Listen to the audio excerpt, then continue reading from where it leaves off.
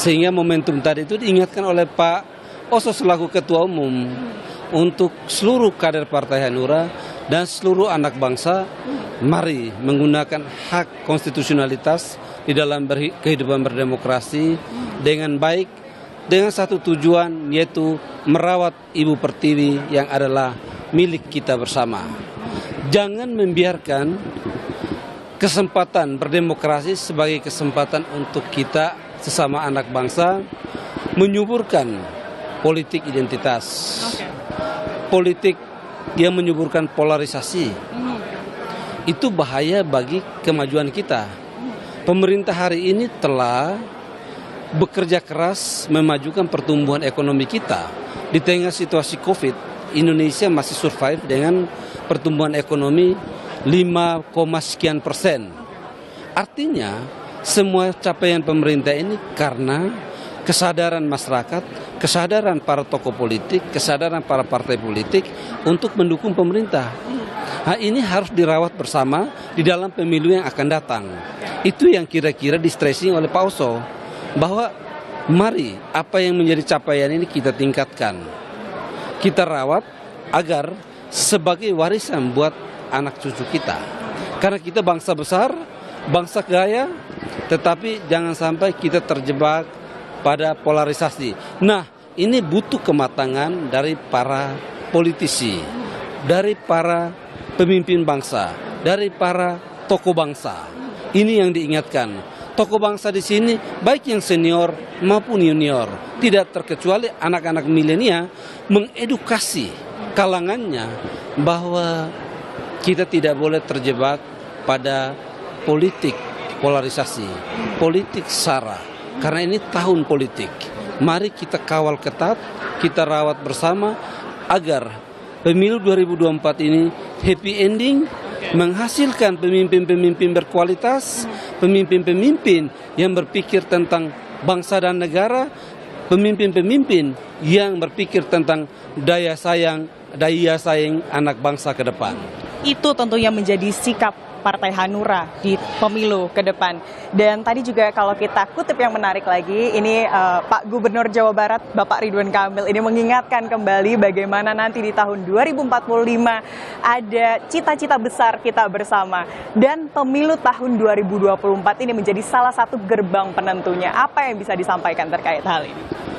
Karena itu ya, apa yang dikatakan oleh Bapak Gubernur Kang Emil tadi, itu harus semua tokoh bangsa merenungkan bersama.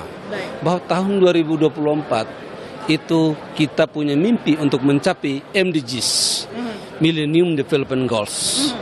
Artinya kita akan menjadi bangsa besar yang bisa bersaing dengan bangsa-bangsa besar di dunia.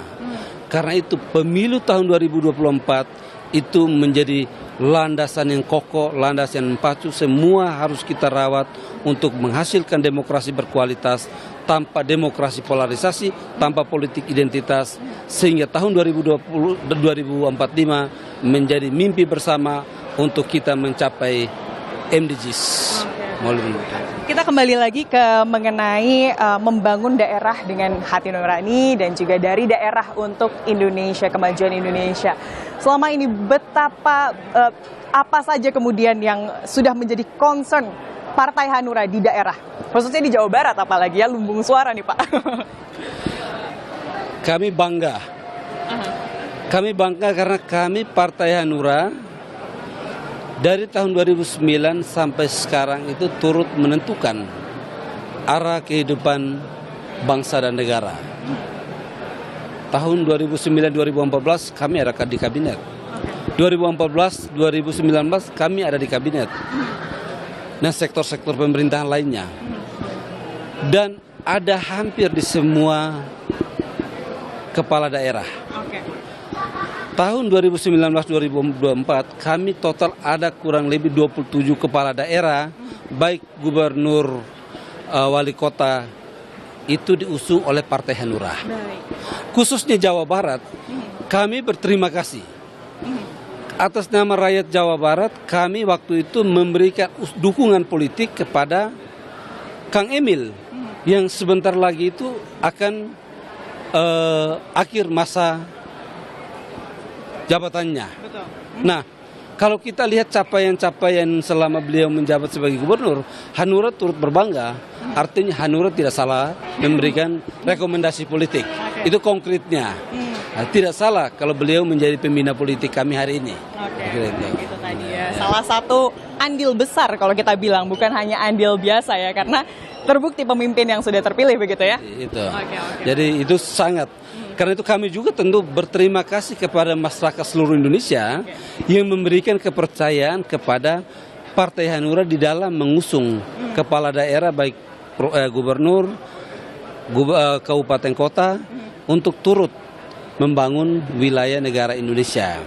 Khususnya kepada masyarakat Provinsi Jawa Barat, kami minta terima kasih sebesar-besarnya karena telah memberikan dukungan politik kepada Partai Hanura dengan mendukung kinerja pelayanan publik Bapak Ridwan Kamil sehingga telah berhasil menurunkan angka kemiskinan desa-desa tertinggal di seluruh wilayah Jawa Barat.